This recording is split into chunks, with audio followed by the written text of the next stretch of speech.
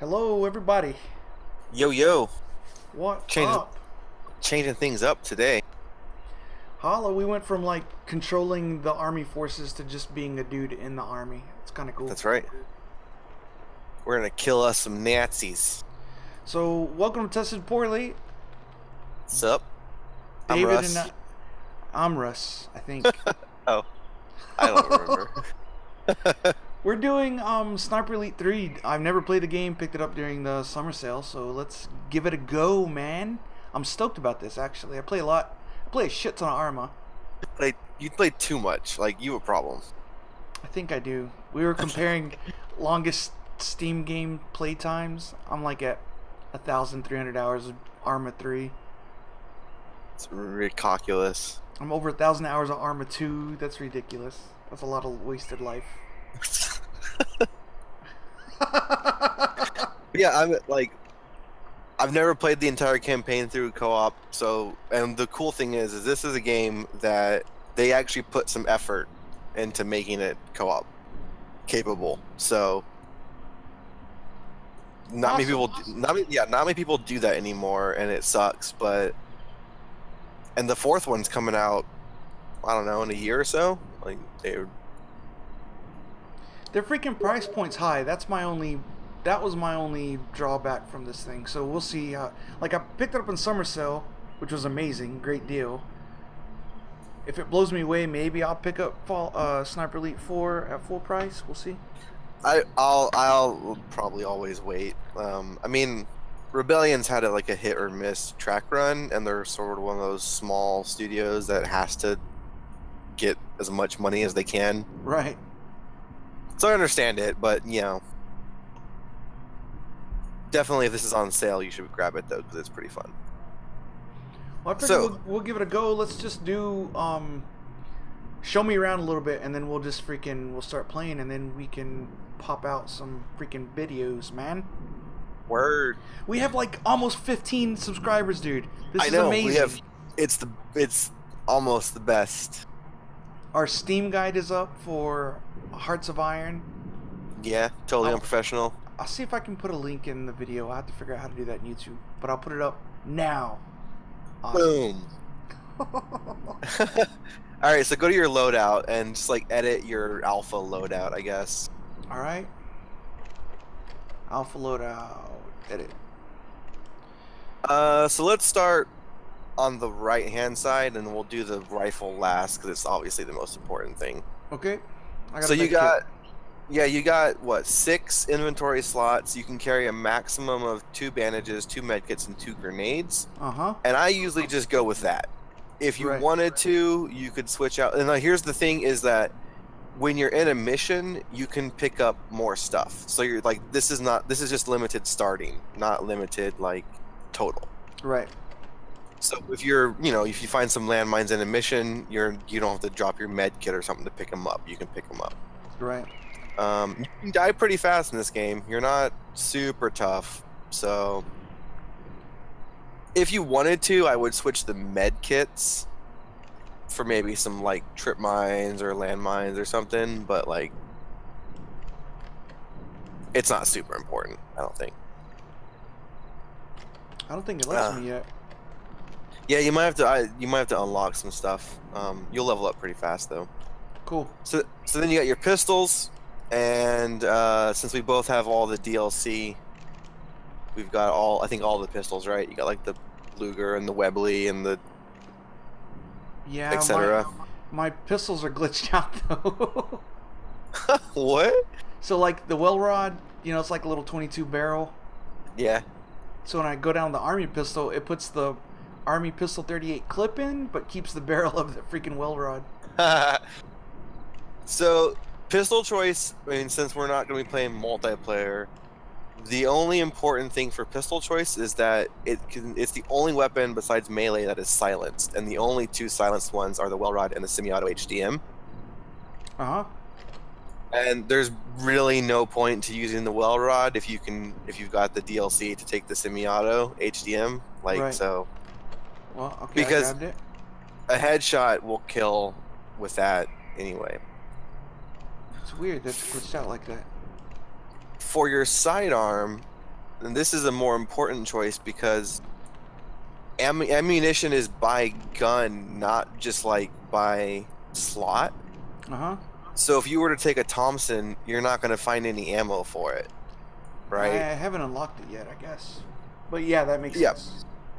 So I usually go with either the MP40 or the MP44 because you can find a lot of ammo for those guns, you know, off Naughtzes. And they're both pretty good. The MP44 is probably the best. The MP40 is not bad. It's still not showing my guns right, dude. Like, I got the clip for the MP44, but it's still the stock. Weird. And barrel of let's see if it. Mark II. Well, let's see if it keeps doing it in game. Cool. Well, so I usually go with the MP44 just because. Well, if you go ahead. If you wanted to, you could take the shotgun or whatever, but. Fuck yeah, shoddy. Maybe whenever, like, if I can customize my character, I want to make it look like Omar from The Wire and carry shotguns. You cannot. Lame. So, rifles. You'll have a couple you haven't unlocked, like the Guevere and the Lee Enfield and the Kakano, I think. This really comes down, and there's a ton of them, obviously, to pure choice and what you like. I like the Mosin Nagant, the camo version. So scope wobble is obvious, right? It's how much your scope wobbles when you look down the scope. Muzzle velocity is how much you will like drop via range or lose, you know, accuracy to wind, things like that. So muzzle velocity, I think, is one of the most important factors. Zoom is also pretty important. Recoil, I don't care how much recoil I have because if I miss with my first shot, then I'm going to be taking the time to line up a second one. Right. I'm not like, you're not really going to just go pew pew pew unless you know, took a Garand and really wanted to. Damage also, as long as it's more than like 50%, not that important because if you're, you know, like you've got to shoot them in the heart or the lungs or an actual vital organ because the game simulates all of that.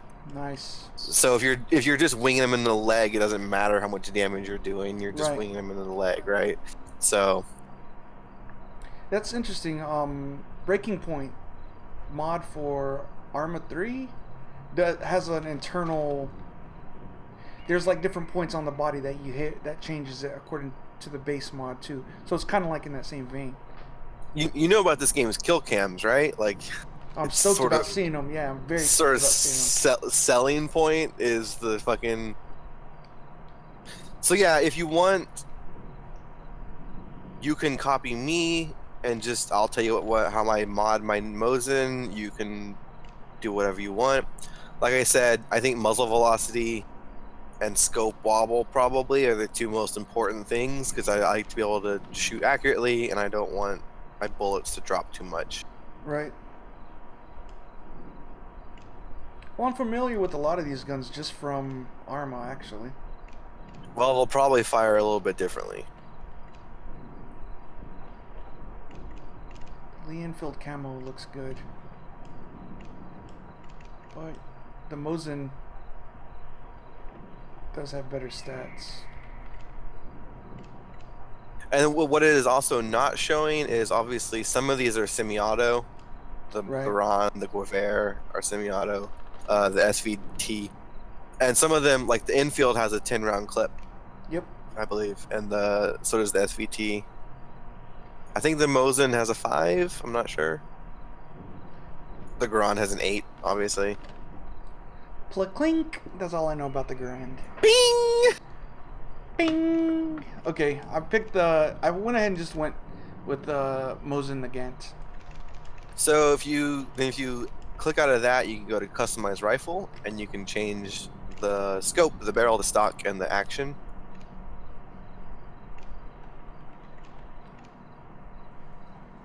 You may have to unlock them, I don't know.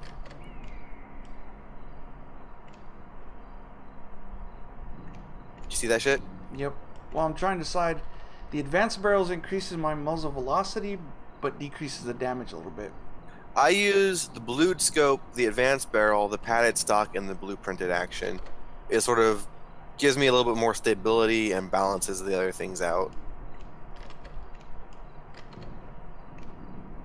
That's just me. Again, like, you can have a really low like the pistol will one-shot people when you shoot them in the head. So if getting headshots, damage is not super important. It really comes down to what you're comfortable firing. And I can't change my reticule yet. Reticle. Reticule. There's a U in there. Which one do you start? You have the German 1A or the... Yeah, German 1A Special. Yeah, that one's not bad. I like the fine detailed one just because it's simple, but you'll get that one soon. All right. No, there you go. Detailed. Yeah, I could see that being an advantage. I'm a long-range duplex guy. The one thing they don't have in this game, which they're going to put in the next one, is you can't actually zero your scope for a certain range. No way, They're really? all... Yeah, they're all set. And I don't remember what it is. I think every tick is 100 meters. I'm not entirely sure. Well, it'll show bullet impact, right? So you can... That's why I like the raid, the 4 dots, because then I know, okay, 2 dots up, 1 dot left, whatever. So we're going to be playing on full ballistic difficulty, but also like tactical aids so that Russ can get used to it. Because we're not super hardcore, but we're going to play full realism ballistic stuff. So there will be wind and gravity and... Wind. Gravity's not so bad. Wind's not so bad as unless you're firing like really far away, and that's the other reason I like the Mosin Nagant, because it matters less. Right. Cool. So that was like the loadout, right? Yeah. Well, I think we can wrap that short little guy up. We'll come back and we'll do a little multiplayer sesh, like intro to some survival. Yep. We'll do some intro to Sniper Elite 3. Thank you guys for watching, man, and leave a comment. Let us know if you want some more of this stuff. I think actually, even if you said you don't want any more of this stuff, we're still gonna record it because it looks fun. Fuck you. No, like we got 13 fans and we're already pissing off like 3 of them. Awesome. See you next time. Peace.